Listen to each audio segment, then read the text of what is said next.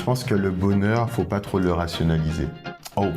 Parce que, et c'est peut-être un contre-pied de dire ça en tant que scientifique et neurologue. Ouais. Je pense qu'il y a des gens qui n'ont jamais accès au bonheur. Avoir moi mes patients en face de moi, ça me permet aussi moi de relativiser.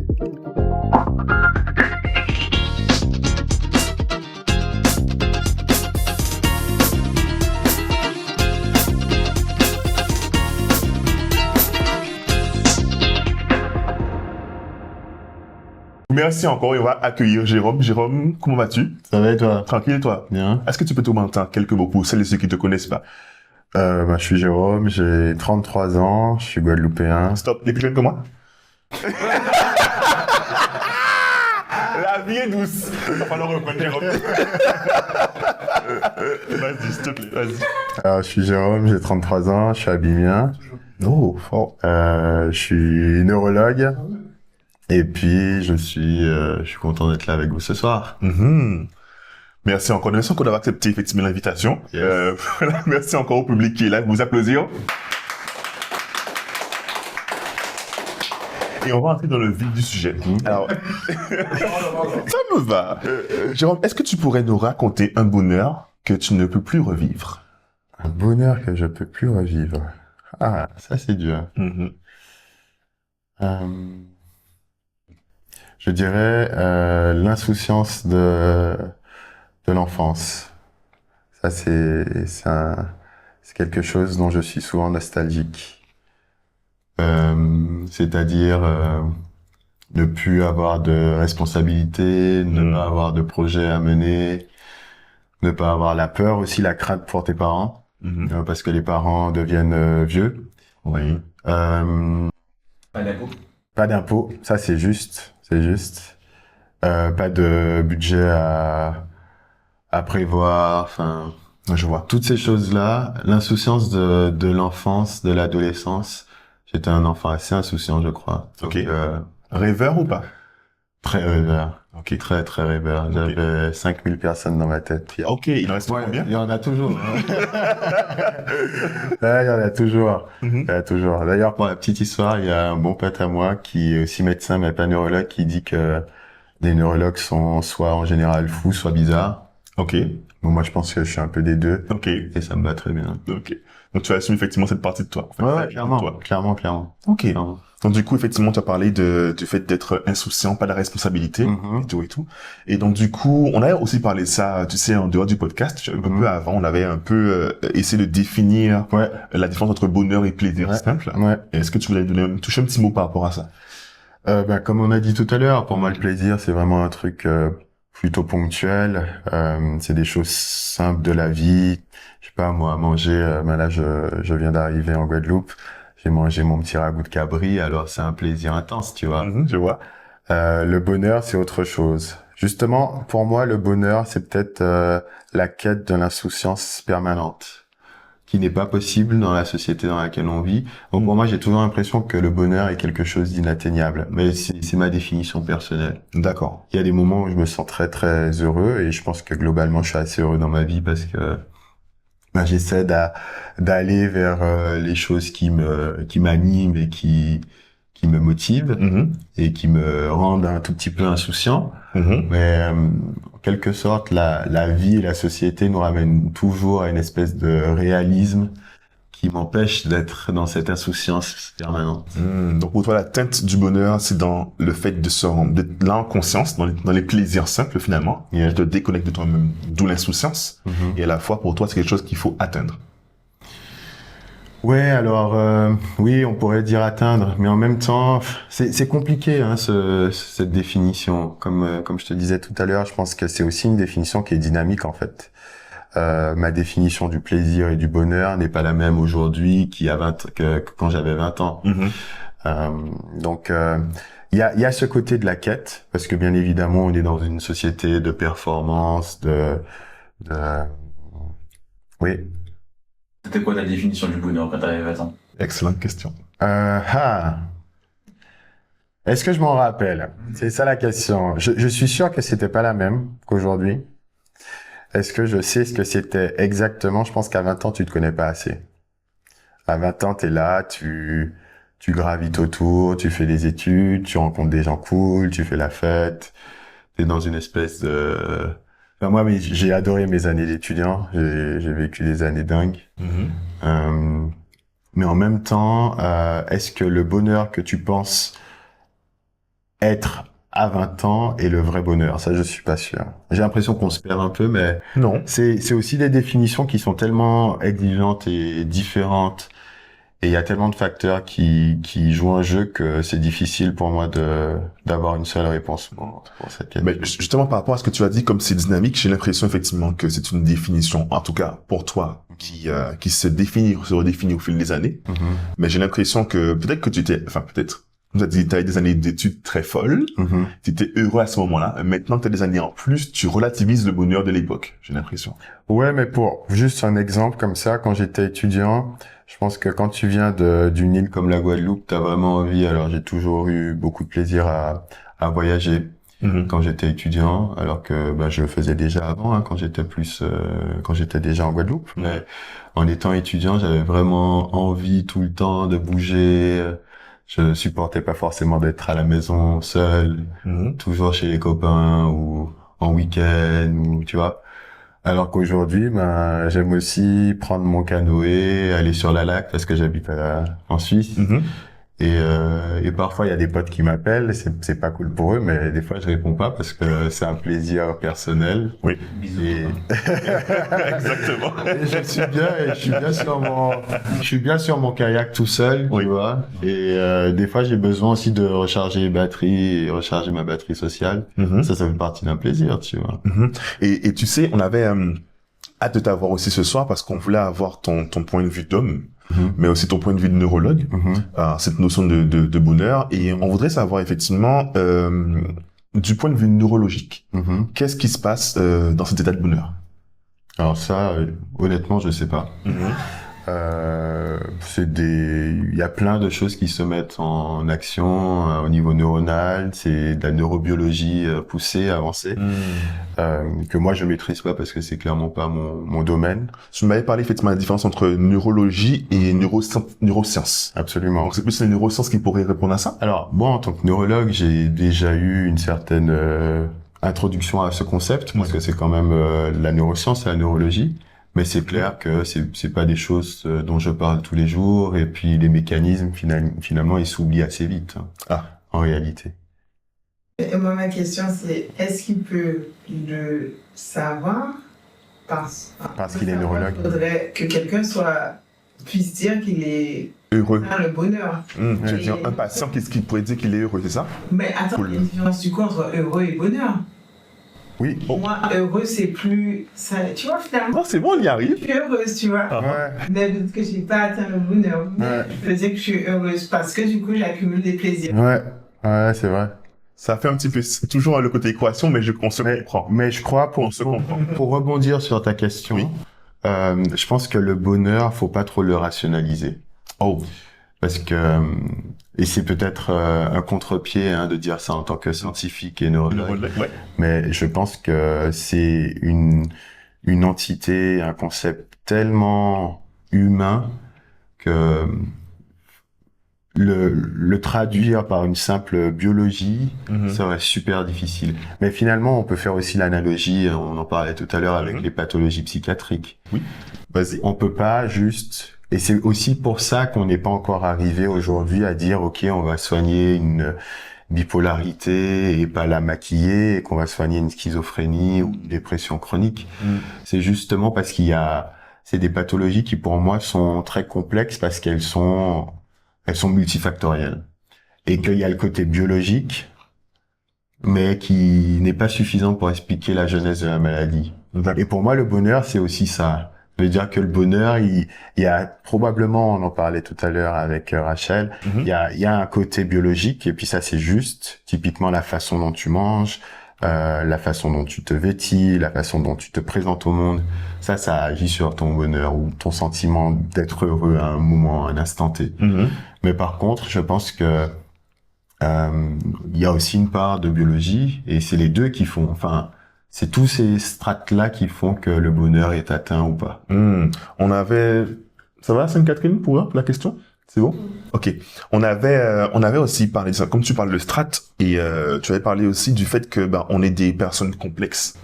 Et du coup, l'atteinte du bonheur ou l'état de bonheur est multifactoriel, comme tu l'as dit tout à l'heure là, mais du coup, c'est pas forcément uniquement biologique. Ça peut être aussi très sociétal. Ça peut être aussi spirituel. Donc, tu as parlé de ça aussi. Est-ce que tu voulais rebondir sur ça? Bon, en étant complètement honnête, je suis pas très spirituel, je pense, comme type. Je suis très terre à terre.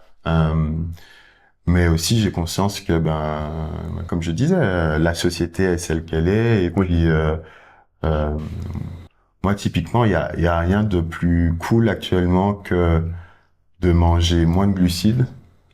Et de passer du temps avec mes parents. Ça, c'est vraiment des plaisirs pour moi qui font que je suis pas loin du bonheur. Ça veut dire que je fais du sport en quantité importante, je mange bien, je diminue tout ce qui est féculent et glucides, sucre rapide aussi. Et en même temps, je passe du temps avec maman, avec papa. Et ça, c'est des choses qui moi me font du bien en ce moment parce que j'en ai aussi besoin au moment de ma vie actuelle. Ok. Justement, je vais te poser la Rachel. Mais du coup, c'est marrant parce que en fait, je commence à faire des connexions avec ce qu'on dit. Et on a parlé tout à l'heure du bonheur qui est intéressant parce qu'on est jeune, quand on a l'enfance. Et tu vois là, peut-être que tu as ta femme, une compagne, machin, mais c'est quand même le fait d'être avec maman et papa qui finalement fait que tu es peut-être un enfant derrière. Ouais, c'est juste. Qui fait que tu arrives à atteindre ce bonheur-là. C'est vrai. On atteint notre bonheur finalement en étant avec ses parents. D'une certaine manière. Alors moi, pour revenir à mon histoire à moi, j'ai quitté la Guadeloupe, j'avais 16 ans et demi, 17 ans. Juste après juste après le bac. Et puis, ça sous-entend que tu l'as eu à 16 ans et demi, le bac. Ouais, j'ai eu à 17, Très bien marqué ça. Du coup, j'ai fait, j'étais aussi jeune quand je suis parti. J'ai été loin longtemps. Enfin, finalement, j'ai passé quasiment la moitié de ma vie, en Europe. Et puis,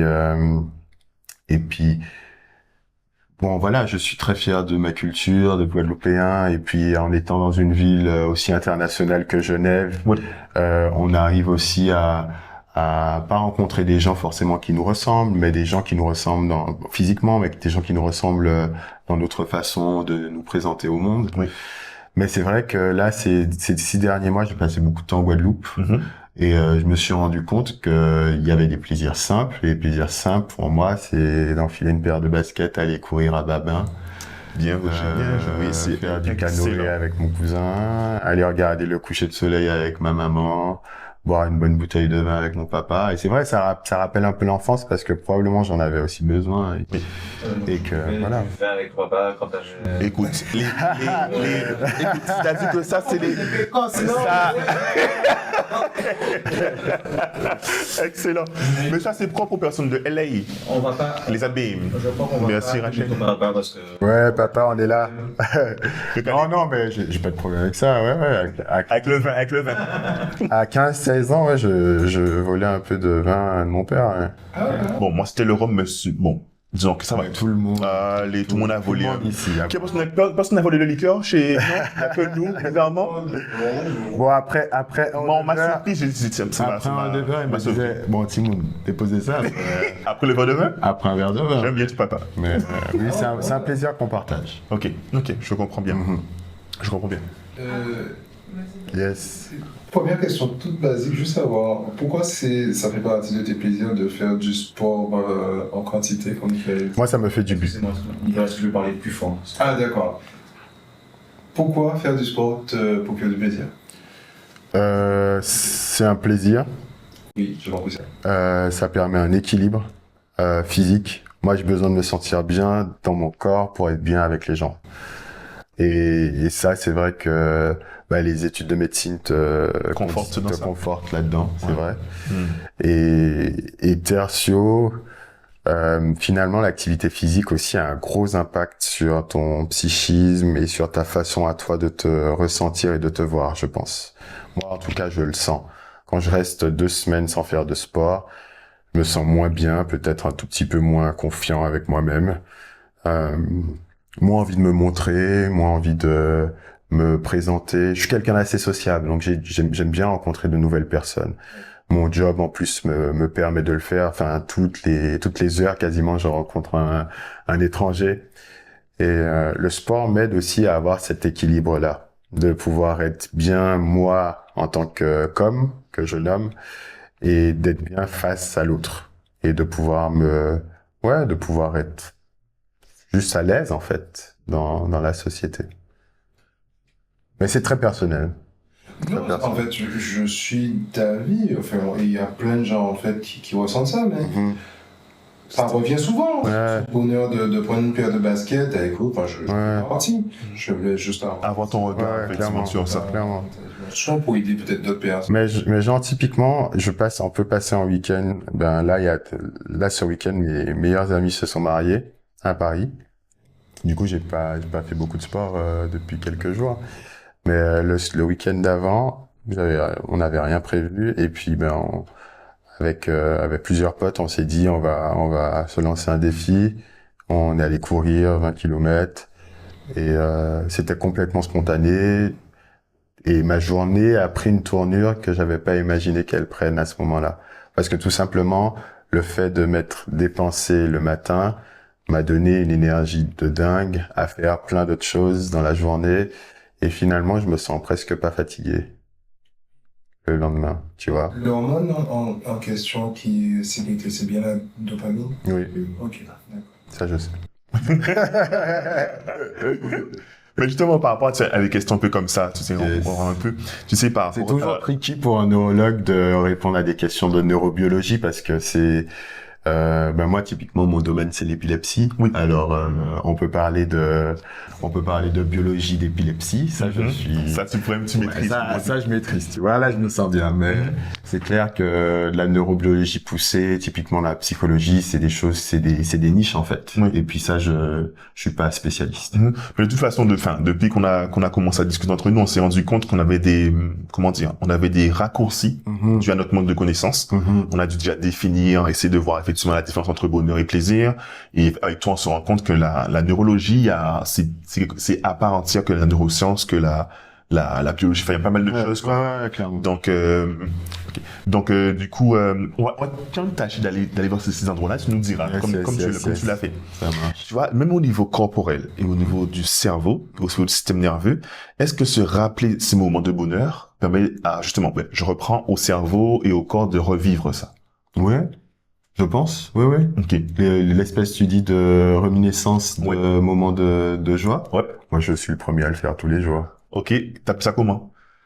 Est-ce que c'est la méditation ou autre chose? Mais je pense que c'est une espèce de nostalgie, en fait, aussi. Ça appelle à une certaine forme de nostalgie et de rêve, en fait. De rêve dans le passé pour anticiper l'avenir et le voir un peu plus rose. Ouais. Enfin, moi, c'est comme ça que je le vois.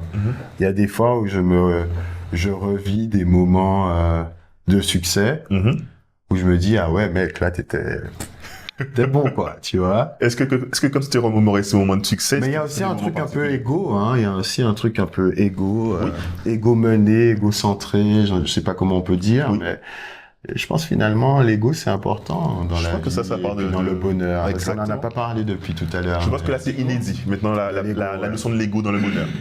La notion de l'ego dans le bonheur est très importante.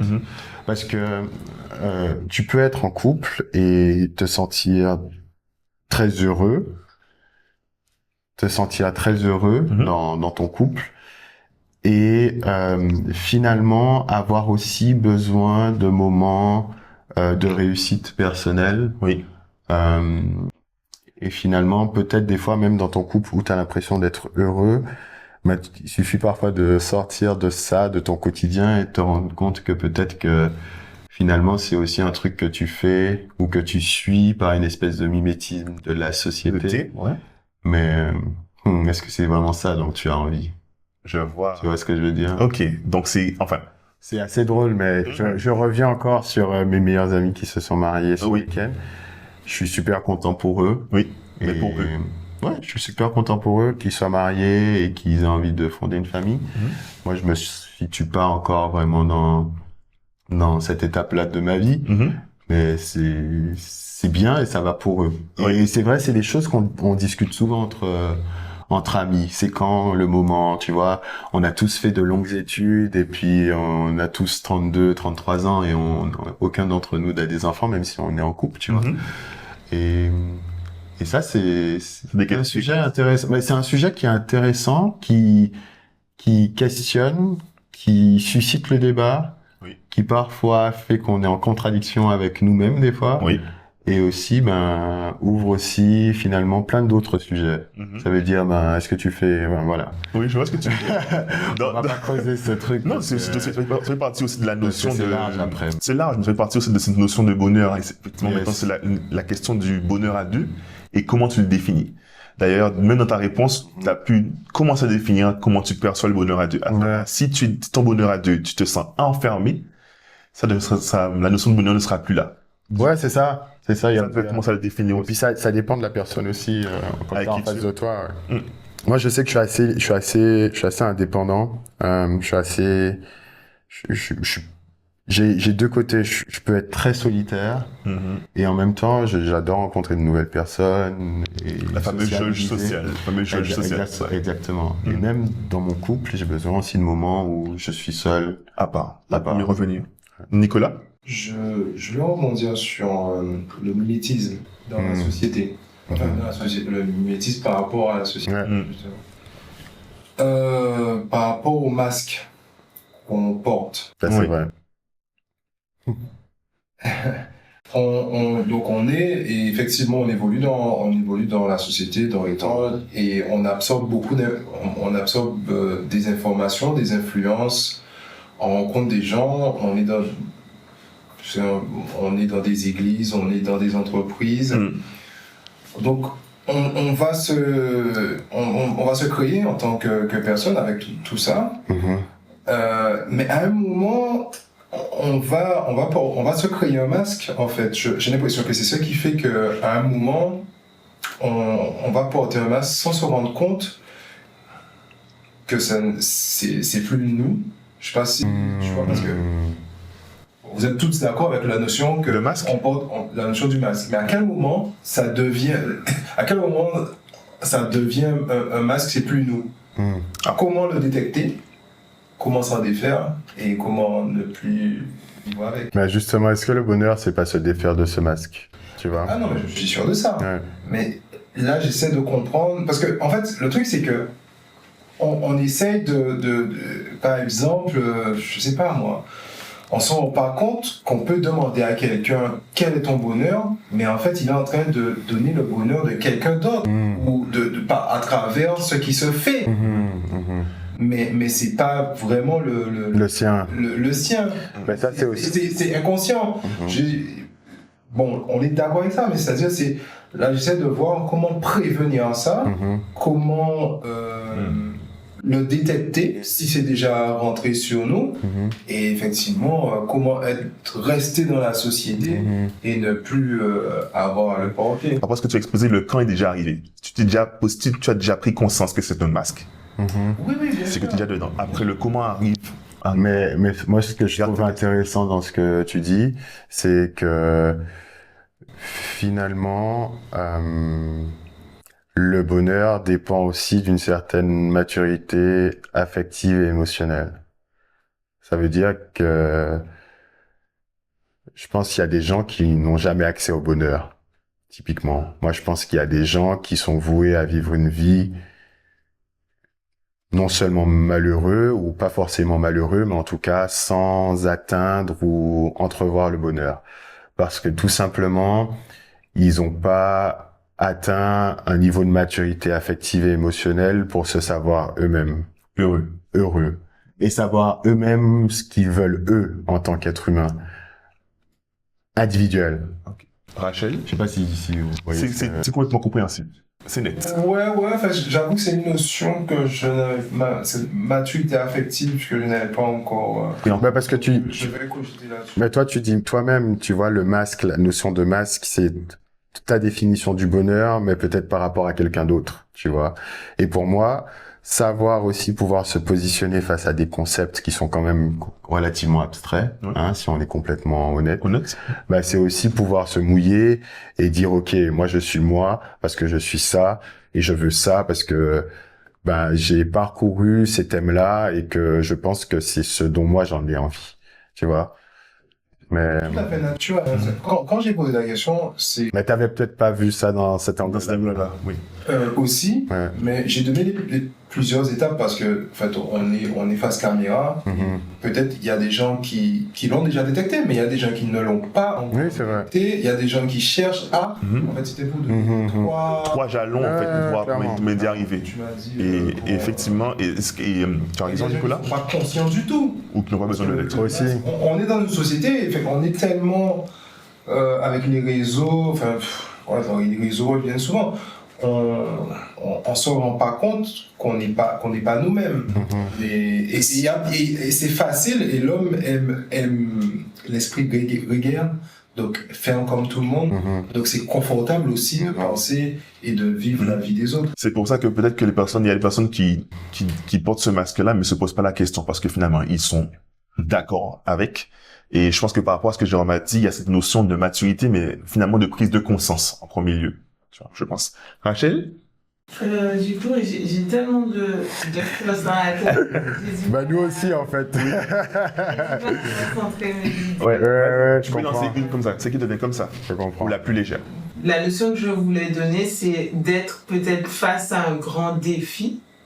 Ou par exemple, certaines personnes te disent, c'est quand tu tombes enfin, pas le défi, mais de grands moments de reconnexion avec soi-même. C'est d'être vraiment isolé. Un peu comme quand un tel a été dans le désert pendant 40 jours et il s'est retrouvé avec lui-même.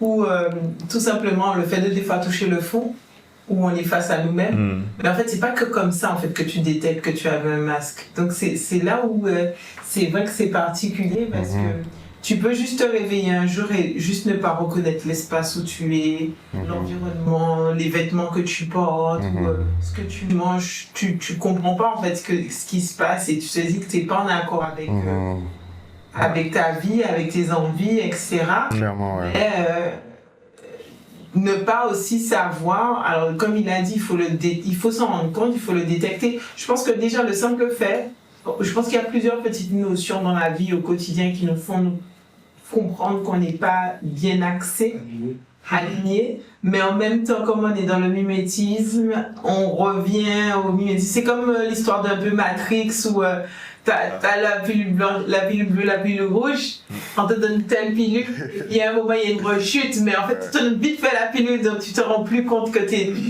en train de sortir de la matrice. En fait, il y a une grosse partie d'individualité qui est ressentie de ce que vous avez dit. Et alors que... Ah, ça, ouais. Grosse notion d'individualiser et d'individualité, ouais. Alors qu'en vrai... C'est vrai, c'est vrai. On est des animaux sociaux. Mais c'est pas révélateur. Est-ce que finalement, c'est pas révélateur de ce qu'on est et... Socialement. Socialement, pardon. Ouais. Après, tu sais, la question, socialement, en fait. Dans un monde occidental qui est cassé. C'est-à-dire que nos interactions sociales ne sont pas nécessairement correctes par rapport à ce qui devrait être. Donc au final, est-ce qu'il n'y a pas cette idée que c'est vrai que l'individualisme est important, mais il n'y a pas une idée d'équilibre qu'il faut avoir et que de plus en plus on remarque que les gens qui ne sont pas heureux, souvent, pas tout le temps, parce que les gens qui ne sont pas heureux, on ne peut pas expliquer, où il y a des facteurs divers et variés, mais souvent c'est qu'ils n'ont pas les interactions sociales qui leur conviennent ou qui sont nécessaires pour pouvoir se sentir bien à leur place. Moi, j'ai envie d'aller plus loin dans ce que tu viens de dire. Est-ce que, dans un contexte très local, est-ce que finalement, la perte de bonheur est pas aussi liée à cette espèce d'occidentalisation à outrance? Parce que si on revient un peu au concept du lacou, lacou caraïbe, du lacou créole, c'est une famille avec plusieurs couples parfois qui sont sur la même propriété, qui parfois partagent la même pièce à vivre, la même cuisine, ou qui sont en tout cas dans des maisons, dans des petites cases créoles qui sont juste juxtaposées les unes à côté des autres. Et il y a un vrai sentiment de communauté. Et puis alors, est-ce que ces gens-là étaient complètement heureux à l'époque? J'en sais rien. Moi, je suis né beaucoup trop tard pour ça, mais c'est vrai que le côté collectif, et ça c'est vrai, t'as raison Richard, du bonheur collectif, en tout cas bon, je sais pas si on peut parler de plaisir collectif, c'est un peu connoté, mais en tout cas de bonheur, de joie collective,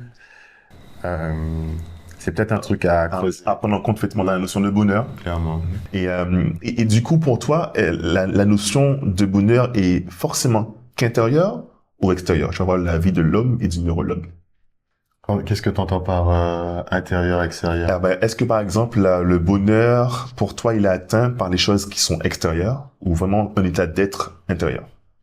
Moi j'aurais tendance à dire que c'est plutôt intérieur. Pourquoi? Parce que c'est difficile. Je pense qu'il y a des biais aussi, hein, parce que bon voilà. Typiquement, moi, en étant neurologue, j'ai la chance d'avoir la qualité de vie que j'ai. Ce que je manque le plus, c'est de temps, tu vois. Oui. Alors, c'est une espèce de, je sais pas si ça c'est extérieur. Okay, tu vois, c'est une espèce de truc que t'arrives pas à suivre le temps. Moi, quand j'étais petit, j'avais dit à mon père, je voudrais demander au Père Noël qu'il y ait des journées de 36 heures. Et on parlait de choses auxquelles on repense des fois. Oui. Typiquement, moi, quand je pense à ça, je rigole tout seul. Okay. C'est complètement chelou, hein, je sais. Mais... Je suis choqué. Une question. Oui. Je sais. Je nous ai de 36 heures dans le bonheur, pas de 36 heures de travail. C'est plutôt ça. C'est bizarre, je sais, mais... Non mais déjà là, avant quand on était petit, le temps passait lentement. Donc toi, tu voulais encore... Ouais, alors... Ça dépend pour qui. Moi, je pense que le temps va toujours passer. Que le temps vous trouvez que le temps passait plus vite que maintenant? J'ai l'impression que le temps passe toujours aussi. Ouais. Ah ouais? Le temps passe vite. Moi, je pense qu'il passe toujours aussi vite. Moi, je pense qu'il passe... Moi, je trouvais que ta journée, c'était long. Ah ouais? C'était long, je trouvais... Ah ouais? T'avais quelle enfance, Nicolas? Après, à ce qui paraît, j'avais vu un truc comme quoi l'axe de la Terre a changé, et donc les journées passent plus vite. Réellement, de quelques... je sais plus, c'est minutes. Ouais. Mais après, le temps, c'est une perception avant tout. Oui, c'est une perception, c'est ça. Tout comme le bonheur, du coup. Okay, donc toi, tu trouvais, dans ton enfance en tout cas, que le temps passait trop vite? Ouais, trop vite. Donc pour être normal, quel âge? Je sais pas, j'avais 10 ans, quoi. Ok. Ouais. Après, c'est peut-être aussi quand on va regarder quelque chose, c'est peut-être le moment de plaisir que t'avais. Peut-être quand t'étais enfant, être à l'école, c'était pas le plus beau plaisir du monde. Non. Pour moi, l'école, c'était plaisir. Non. Donc, c'était pas le plus beau plaisir du monde, donc ça passait lentement. Peut-être quelqu'un d'autre qui aime lire, comme des trucs comme ça, quand on lui disait, prenez votre livre pour lire, et quand on te disait, c'est fini, il faut ranger tout, t'étais là, merde, j'avais pas fini de lire. Tu vois, c'est vraiment une perception pas pareille. Même moi, que j'ai pas accès à l'école, j'ai l'impression, effectivement, une année, un mois, des grandes vacances, c'était gond, quoi. C'est vrai que petit, avant l'école, même une année, c'était une année, c'était... Non, mais j'aimais les grands vacances. C'est la perception. Mais Après, est-ce que c'est pas l'idée de futur? C'est-à-dire que tu dois faire des choses dans 1 mois, 2 mois, et qu'il y a une idée que, putain, ouais, 1 mois, c'est loin. C'est pas si loin que ça va arriver vite. Est-ce que c'est pas ça aussi qui... Après, t'en passes plus vite. C'est une perception de chaque... Tu dis pour maintenant ou... Sans juger la scène, Nicolas. Comme tu veux. Sans juger la... Moi, j'ai toujours l'impression que j'ai pas fait assez de choses que j'aurais voulu faire dans ma journée, mais c'est un truc personnel, je suis d'accord. Mais je pense que vous aussi, ouais. Non, là... Mais moi, j'ai le souvenir d'avoir ce sentiment-là depuis très longtemps. D'accord. Ouais. Oh. Vas-y, Roméo. Du coup, ma question. Donc, tu as dit que tu étais neurologue spécialisé dans l'épilepsie. Donc, tu as des patients épileptiques. Par définition. Ok, oui, pardon. Ok. on parle souvent d'être à la recherche du bonheur, ok? De la quête du bonheur, comme si c'est quelque chose qu'il fallait atteindre. Je sais, dans mon expérience de la vie, que les moments où je me suis le plus rappelé de la simplicité des choses, de ce qui pouvait nous rendre heureux, c'était les moments de maladie. C'est-à-dire les moments où... tu es privé. Ouais, les moments où on est privé de la santé. Voilà, on est privé de certaines choses, on se rappelle à quel point, en fait, la vie c'est simple et le bonheur, il n'y a pas à le chercher très loin. Pour le coup, tu vois tous les jours des gens qui ont quand même de sacrés orages dans le cerveau. Est-ce que tu trouves qu'ils ont cette... Est-ce que tu perçois un peu cette notion-là de simplicité chez eux? Ou est-ce que c'est pas sensiblement différent de nous? Ça, c'est une bonne question. Hein. Vous avez 4 heures. Ouais, ça, c'est une très bonne question. C'est Roméo. Les épileptiques, c'est différent encore, hein, parce que pour le coup, dans des papiers, dans la littérature médicale, quasiment 3/4 des patients épileptiques ont des comorbidités psychiatriques. Donc ça ramène aussi à encore une autre dimension de simplicité.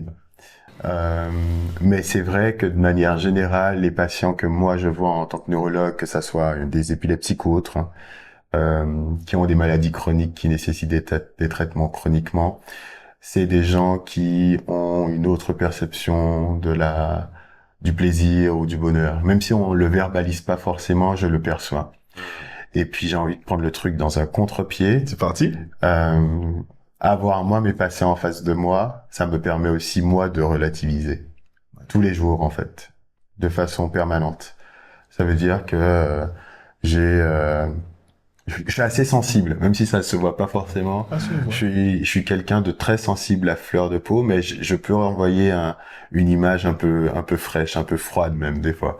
Mais mes patients, en tout cas, leurs histoires, je retiens pas forcément tous les noms de mes patients, mais je retiens quasiment toutes les histoires. Et ces histoires-là, elles me marquent et elles influent sur moi, mon quotidien tous les jours. Même si, arrivé à la maison, j'essaie de m'en défaire. Donc c'est un peu une espèce de boomerang en fait. Ça veut dire que moi je vois une certaine part de simplicité en eux à cause de la maladie et c'est vrai, t'as raison. Et en même temps, moi, il me rappelle que les choses simples ont de la valeur. Mais justement, ça nous amène à la dernière question. Merci encore pour la passe décisive. Et justement, est-ce que tu pourrais nous prescrire entre guillemets, tu sais, de ton point de vue neurologue et aussi d'homme après, mais de neurologue, quelque chose qui pourrait nous mener au bonheur? Non, je peux pas faire ça. Parce que, voilà, ce serait mentir de le dire. Est-ce que moi, j'ai atteint le bonheur? J'en sais rien. Je suis pas sûr, je suis presque sûr de l'inverse d'ailleurs.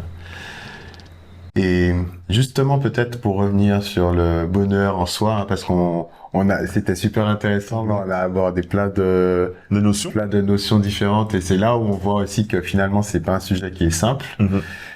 Le bonheur, tu l'as dit tout à l'heure, Nicolas, hein, c'est ça? Anthony, pardon.